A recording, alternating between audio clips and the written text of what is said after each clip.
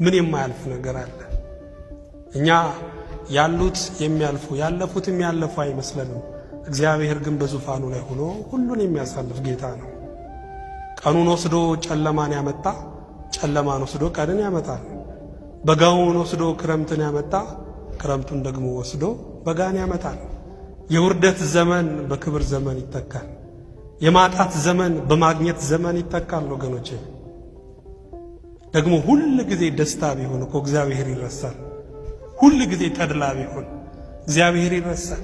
ሁሉ ጊዜ ደግሞ መከራ ቢሆን ሁሉ ጊዜ ሐዘን ቢሆን ሰው በሞት ያልቃል።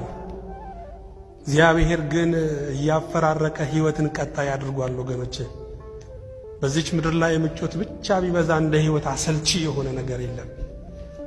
ለዛ ነው አንዳንድ ትግሎችን እግዚአብሔር ወደ ሕይወታችን የሚያመጣው።